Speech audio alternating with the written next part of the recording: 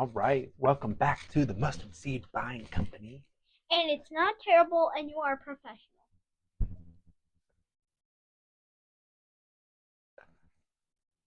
Get you a kid because they will just jazz you up. I love him. Yeah, that's what these 7-year-olds do. All right, today I'm going to be talking about pretty books. Been seeing a trend lately that is driving me nuts. Um, so I'm going to start by saying it. I'm tired of Funko-Popping books. I'm tired of you Funko-Popping books. I'm tired of going into bookstores and seeing books that look like Funko Pops. Funko Pops. Funko Pops. I'm gonna call it again. Stop Funko Popping books. That being said, I'm gonna talk about some book designs that I do like, and we're gonna work our way from what I would consider great, excellent. Actually, everything that I have today I like. There's only one book at the end that I'm gonna say this is a clear example of too far, but we're gonna go from great to too far. Um, Can I show you some of my favorite book arts? Yes, go get one or two, and we'll save those for the end. So we're going to start with the mass market, or really it's a trade paperback, but the Penguin Classic. This is the tried and true black design. Um, I love I love reading these books. I love holding them.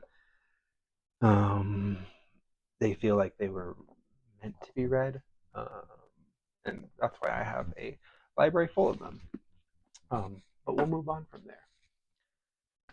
Uh, really, the first like half of the stuff that I have here are gonna be penguins because I love classics, and Penguin also loves classics. Um, but we're gonna be working towards that other end. So some understated books that I think Penguin has made, or excuse me, this next one Penguin made. But this is what I would consider a masterclass in book design, while still being modern. This is There Are Rivers in the Sky by Alif Shafak. Sorry if I said that wrong. Um, this is honestly one of the most beautiful books that I own. It's just a world class design and foiling. We'll do it here. Uh, just world class design. Um, and Yeah, haven't read the book yet, but I picked it up because uh, honestly, I've judged the book by its cover, and this is one of the best designed books I've ever come across. Um, Another cover that I will spot anywhere in any bookstore from a million miles away is John Connolly's The Book of Lost Things. Um, Understated, bold text, artistic handwritten font. I believe it's a handwritten font. Um, this is just impeccable design, clean book all around, and what a modern book can look like. Um, peak, peak. Penguin Deluxe, Penguin's deluxe editions of their trade paperbacks. If you look back here, directly next to Hogwarts or whatever that is, um, but between my other specialty classics, you'll see my Penguin Deluxes. I don't have a lot of them, but this is Candide by Voltaire. Beautiful book, hysterical book. Um, Everybody should read Candide by Voltaire. But in particular, this I think I've had two or three copies of it. Uh, Penguin's deluxe edition of this book is just uh, I don't even know how to say it. I don't like. There's this little cutesy artwork on it. It's funny. It's relevant. Again, the foiling on it. Just whoever designed this, I love you. All right, we're moving towards what I don't like. So next, again, I still love all of my books that I have here. So don't take any of this the wrong way because I think all of these are beautiful books. I bought this for the cover, so I should tell you that I do like the cover. But Madeline Miller's Circe, again, understated, clean lining, beautiful book. It's that single tone of color. It just makes a statement piece. It's beautiful on the side, beautiful from the front. This is really well done. I've seen the Barnes and Nobles what do you call it, hardback, illustrated hardback special edition, and I like that one too. But that would be an example of a modern book just done exactly right. Um, Ah, one nudge further towards poor book design. I love these cloth bounds. I think they're beautiful. I think they miss the mark in terms of quality of composition, and then them being cloth bound just means it's going to suck up your oil, to suck up the oil in your hands. But I think that Penguin has the right idea here. This is Ulysses by James Joyce. With these cloth bound editions, I think they're onto something. I think that they just need to go to that sort of like Harry Potter hardback textured thing and just play with the coloring on that. I mean, you could honestly just do this on that and it would look great if it was just embossed. And then make sure that you put a little bit of focus into that binding. If you continue with this print, Ryan, you could just you guys charge a lot for these books. You could focus on some of the binding issues there to begin with. Um, so where we start to get a little bit offensive are the Barnes and Nobles deluxe editions. I think these should exist. I think that with the Gilded Edges, I love this book. I love looking at it. I love it on my library. I love that it's big and it's pink. It's Alice in Wonderland. I love that it's Lewis Carroll. Um, but I think that we're taking a step in the wrong direction here. But that being said, I have probably, where can you see them? A dozen or so of those, maybe a little more. In addition to my kids classics of the same variety and nature. So I do always pick them up when I see them for cheap. But I do think that these should exist. And the reason that I say I think they should exist is because I'm going to say the opposite here in just a minute. Ooh, Malcolm's got some good ones here. So before I get in trouble, let's let my son share some of his favorite book designs with you. And some of my book designs I don't like. Okay. So that is one of my favorite book designs. They're like all I could find on my shelf. They're all in one series, but they're read by different people, and they're both Minecraft novels. And I really like. I listened to this one a lot, and what I've read like 3 chapters in, and then the art I don't like. These are also the same thing.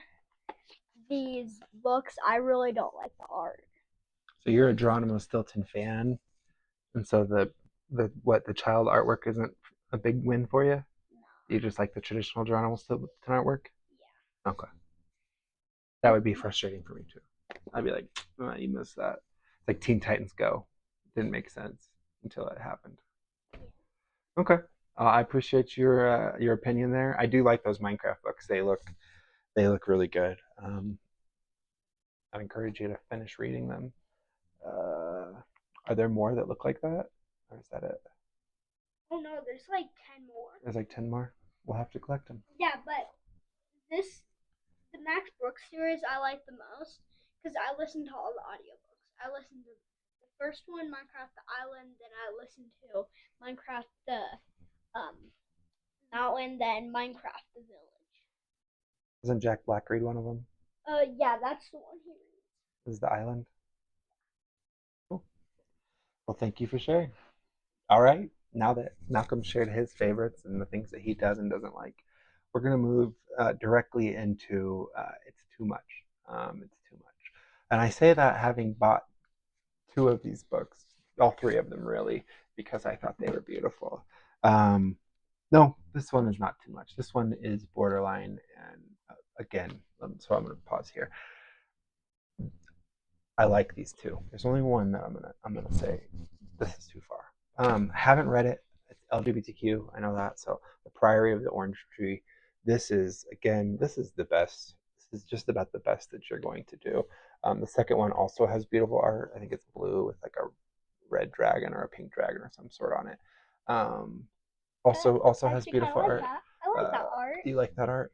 But Pretty nice it's getting to the point where if we go from here, if we do anything past this, you can do some gilding, you can do some foiling. If you do anything past this, I'm gonna have a hard time with it. But he's right. This is a beautiful book, and I bought it because it's a beautiful book. I haven't read it, but I bought it because it's You a beautiful should book. read it. And I'll buy the next one when I see it for cheap. Once you read that, Yeah. it's definitely gonna be better looking. All right. This next book is again The Edging. I saw it at Target. I bought it. I had it bought for me. I asked for it for Christmas because I liked it. Is R.F. Kuang's or Quang? I don't know how you say your name. Catabasis. I think that's like Kwang. Quang. Quang. Quang. Quang. Quang. Who knows? Quang. I'm sure there's a lot of people that know. I've actually read most of her books, so I probably should know. I've read Yellowface. I've read her other trilogy. Um, what is that one? The Phoenix Fire trilogy, or whatever that one's called. I think I saw that one on your shelf one time and read the cover. Yeah, but this is an example of a book that I'm not crazy keen on. And it's even though it's beautiful, I question why Catabasis needs a beautiful hardback edition. And I say that knowing full well that of all of the books that this are getting this treatment, this is probably one that's closer towards justifying getting this treatment. I've seen a lot of fantasy fiction, a lot of contemporary LGBTQ fiction, a lot of these modern books that are just derivative slop. Getting special editions that cost 20, 30, $40, that it's not justified. And the reason that it's not justified is because nobody's going to read it past the first wave of people who buy it because of what it looks like. And so I guess this last book that I'm going to talk to you about today, is the Book of Azrael. Um, uh, this is a book bucket edition. All right, so the Book of Azrael. Here again, we have a book that has painted edges or colored edges, printed colored edges, uh, foil on the edge. It's a booklet version of the book. Uh, Coloring on the inside, interior light, and a different cover on the back side. Look at that absolutely beautiful internal hardback cover. This is what I think. It does look nice. This is what Penguin should be doing with their hardbacks. That looks beautiful. This does look beautiful. That being said, this is there are 300 books on my wall that you could have given this treatment to, that should have gotten this treatment. This is not a book that should have gotten this treatment. And I can say that without reading it. I've read enough contemplit in the last 3 years to know that almost all of it is bad. It's all bad. It's all agenda driven. It's all ideological. None of it's written by people who want to buck the system in a meaningful way, who have ideas that are not just I don't like the patriarchy. It's either that or it's just smut sex. And so my point is that your grandmother, when she read books to get off, she she bought cheap paperbacks for $3.97, for $2, the equivalent of they were a quarter back then, literally quarter, 50 cents, dime store paperbacks. Why are we spending $50 on smut that nobody cares about?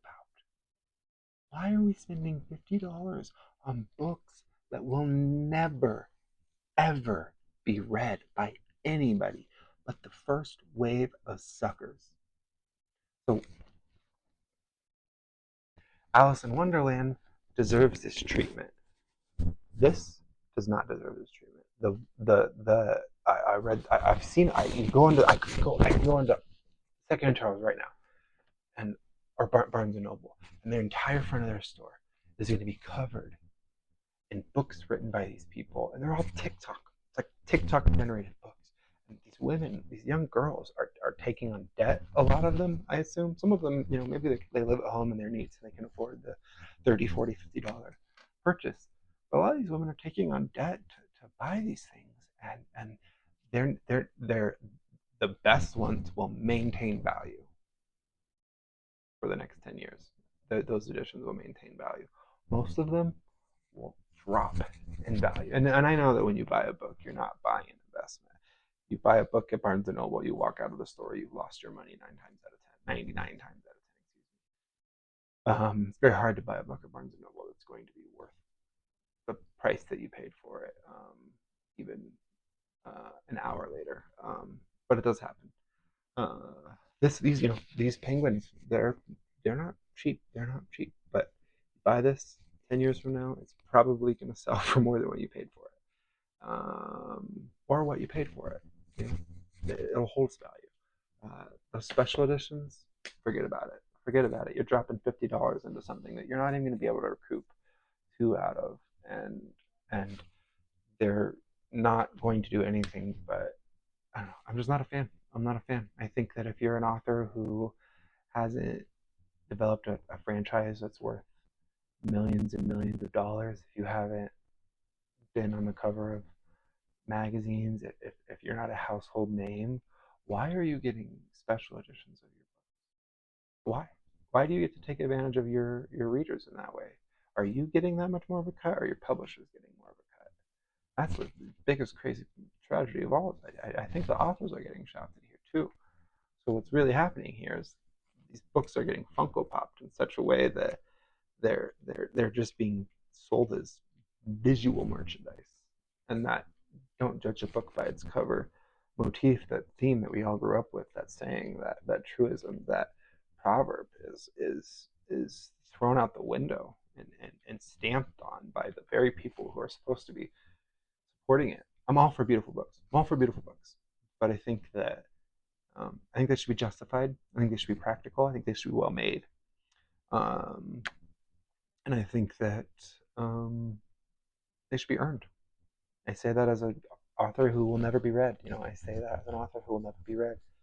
If I read your book and it's terrible, and I go into a Second and Charles and I see a special edition of it, it makes me mad. It makes me mad that your career exists. It makes me mad that the publishing industry has supported you. It makes me mad that young women are spending $50, $60 on books that are just sunk costs. And maybe I shouldn't, that's the same as a video game, but whew, Jesus Christ. Anyway, that's just my thought. Don't Funko Pop books. Respect your books. Take care of your books. Respect your audience. Take care of your audience. Invest in your audience. Invest in your people. And you'll get solid returns. Anyway, my thought for the day. Don't Funko Pop.